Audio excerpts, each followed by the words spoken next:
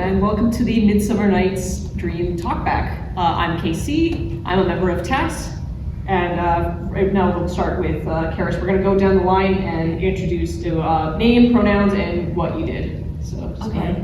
My name is Karis. My pronouns are she, her, and I am Snug the Sweeper, sometimes known as Snug the Joiner.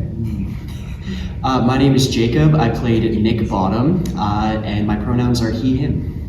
My name is Jenna. My pronouns are she, her, and I played a fairy. My name is Kate. My pronouns are she, her as well, and I played a musician fairy. Your turn, girl. Nice and loud. My name is Hannah. Peyton Hannah, and I played fairy number 7. And she, her pronouns as well. My name is Achilles. My pronouns are they, them, and I was Peyton's support and also another fairy. I'm Jocelyn. I was the ASM assistant stage manager for props and scenery, and I also made a little appearance as a fairy. And she. Casey, she, her pronouns. I was the assistant production designer. Great, awesome. Now we're going to start with our personalized questions. So, starting with you, how was the process for you as someone who's not currently majoring in drama? It was good. Try to think of it more in depth. It was definitely sometimes tough to balance it in other classes because this one had a lot of rehearsals, but it was also nice because it was very different from what I usually do during the day. So I'm a psych major, so that was a cool switch. I really like doing that. Yeah, it was sometimes tricky to balance and to know what to prioritize. At one point I was making a lion mane instead of studying for my midterms because that was the priority. So it was definitely weird, but definitely a lot of fun. Awesome, great. Jacob, your character's head is transformed into that of Donkey. Yes. How did this change your performance approach halfway through the show? Absolutely. So it's a very fun moment for sure. So beforehand, Nick Bottom, he's very he's very full of himself, very courageous, I'm the best actor that ever lived. And then as soon as he gets the head put on, I was talking to our director, Doug, asking him, do I need to change physicality or anything like that? And he said, yeah, you have to be aware your head is now this big and you need to, and so I was like, okay, and I was actually kind of studying how the other fairies would move around, and I was like, okay, let me try and sort of do that. So instead of just looking around like this, I started being more fluid in my motions. I started putting hee-haw into the script throughout. Actually, through the first read-through, I saw there were moments where it sounded very similar to neigh, so I would go knavery just to see how that would work. And yeah, it was very fun to play that side of it for sure. And next up is Jenna. What was it like for you to perform as a fairy character for the show, and how did you physicalize something that's fantastical? Ooh, that's a good question. It's unlike anything that I've acted before. I've always been like people, and so to go into the magical realm was something that I definitely wanted to work on. If my fairy moved more like staccato, or if my fairy was jittery, or if my fairy was chill and relaxed and flowy. And what really helped with that is finding a name for my fairy and because my fairy name that I made up was Babble, like a babbling brook. And so I thought maybe like waves and movement like that, very flowy, like water, something like that.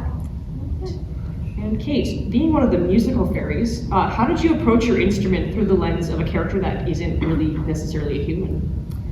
Oh, that's a really interesting question. I guess part of my main priorities in the short term when I'm on stage is trying to make the instrument look as graceful as a fairy could. So I have this big square cajon that I have to carry, and so that's kind of one of my main things. It's how am I going to make this look, ooh, I'm a fairy, and maybe this is as light as a feather to me. And so, yeah, I guess just bringing the instruments into the magical world and trying to make it a little less soundtracky and a little bit more magical with the music, if that makes sense. Absolutely. All right, Peyton, you're famous for leading warm-ups for the cast and giving everyone high fives. How does it feel to be the best hype man in the show? How does it feel? Nice! Do you like leading the warm-ups? Yeah. Can you give us a taste? Can you give us a little hunger? What was that? Give us a hunger. Tam. Perfect. Enough said. Absolutely. And next up, Achilles. What can you say about diversity and inclusion for the show and maybe future productions of the department? Sorry, babes.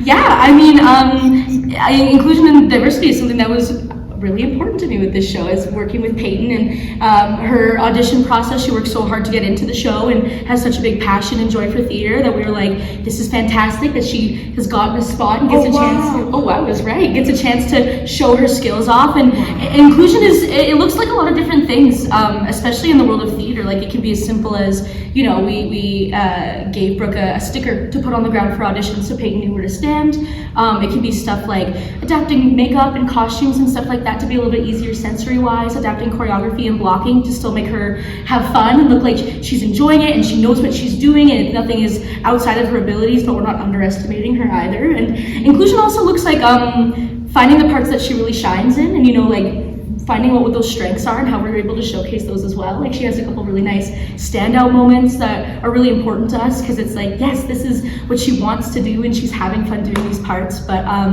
I think inclusion for the most part, especially with this show, really looked like the cast bringing her in and really accepting her and wanting to get to know her. Like everyone, but specifically the fairies have been really great for kind of being patient with her. She learns all their names and being able to be on stage and direct her to places. And it's just been such a wonderful community and great to see her be on stage doing the things she loves, like surrounded by people she loves. So yeah, I have nothing but great things to say. It's so nice to see her up there, and I hope we get to see more people like her on stage in the future. I think she is a bit of a trailblazer. So yeah, I'm very happy.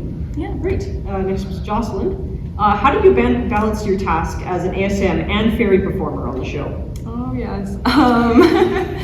That actually came along the idea of me going up on stage pretty late into the game. So most of my paperwork and all the fun stage manager stuff was out of the way by the time we hit the deck. But of course there is always something to do. But backstage, it actually hasn't really thrown me too much for a loop. Like of course there is lots to do. Like for example, I hand Brian the saxophone and I hand Jacob the ass head. Yeah, so there's just little things like that that I need to be always conscious that I still am a stage manager. I'm not just doing the cast now. But yeah, just the little 2 moments where I go up, it's really fun, and yeah, hasn't really been too much of a problem. And not as scary as I thought. Right, and finally, Casey. Within the set, there's a motif of swirl patterns, and it's very, very prominent. Could you elaborate on what those mean, what the meaning was in your design? Oh, the swirl pattern was mostly Lee. I just was there to make it happen and make it look pretty. But essentially, my understanding of the intention behind the swirl pattern is to avoid straight lines at all costs. Because, especially in the fairy realm, in the forest, there are no straight lines.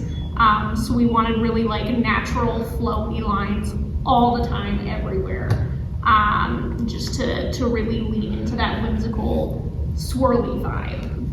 Great, awesome. Okay, we'll head back to you, Karis. This is our final full cast question is, hang on, let me find it.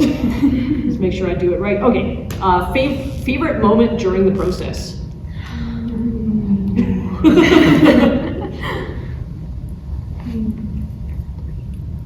Okay.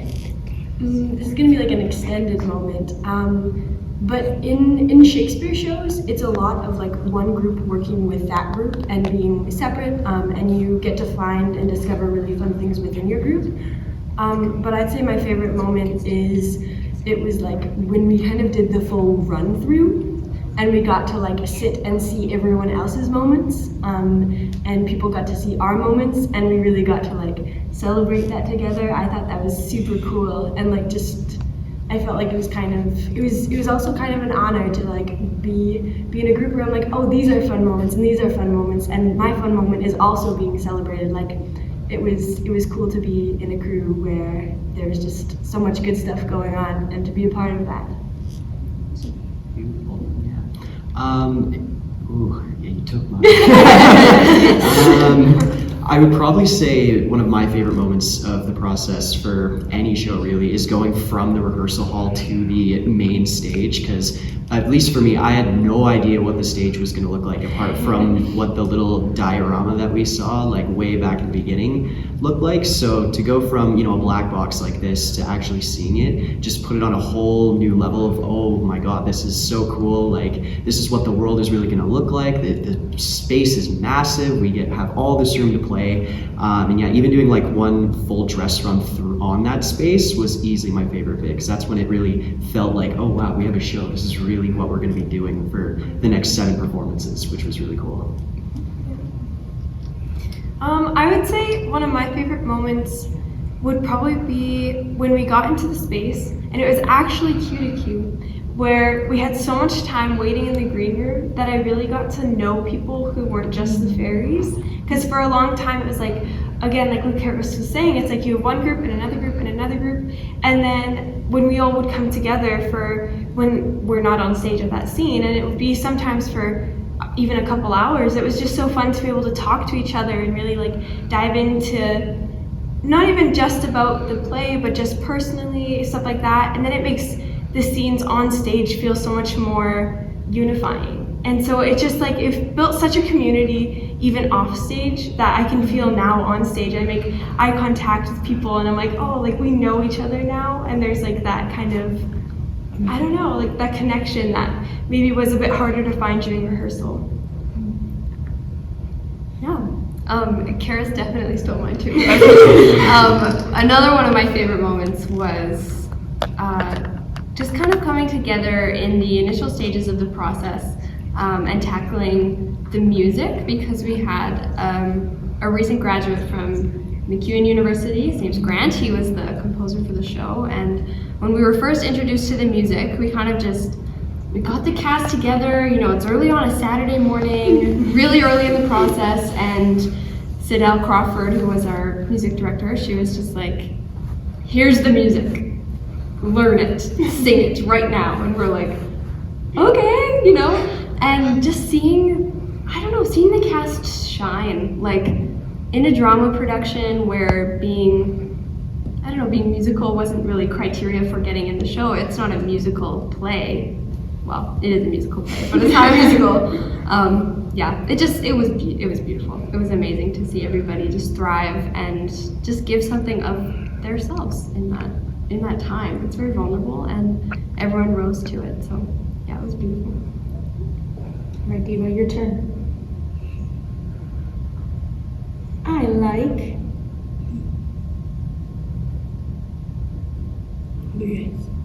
Do you like dancing on stage more or throwing the pedals on stage more?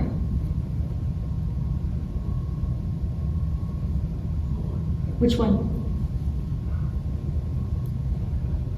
Dancing or pedals? Pedals? Yeah, I know you do. She loves throwing those pedals on stage. We stand backstage with Queen Titania and we just hold a big fistful and she's like ready to go on. I think my favorite part is definitely the evolution of understanding of the language with Shakespearean text. I think as someone who was mostly an outsider and kind of watching the show grow for most of it, it was nice to see kind of like us get through initial blocking and people just honestly trying to get through the lines versus like near the end of the process, you can really tell people know what they're saying, and like there's conversations in the green rooms of people being like, is this what he's saying here? Or like, hey, what happened to the changeling boy? And like stuff like that, where like we didn't understand all the subtext when they had first begun, but now we're like deep into that. People are making discoveries still with the language and the text and finding the jokes inside of it, which is really cool to see. I think my favorite part was honestly last night. I felt like last night's show really, something was in the air, and it was just so beautiful. Like I felt like in that moment it just clicked. I like everything we have been working since, like, for me, August, and I guess you guys got the script so long ago, and it's just all come together in the set, and then just everything was like, wow. And the audience, oh my gosh, like the audience were just, it was just like seeing the show for like the first time, and it was so beautiful. Yeah, that really stuck with me. For me, it was every time the cast got to see something new as we implemented things, because I was there every day up until actors walked into the rehearsal space, just adding as much as I could to get things done. So the first time was when I completely finished the bower, all of the flowers were in and the cushion was there, and just behind me I just hear the actors come in and go, woo! And then like seeing it spin.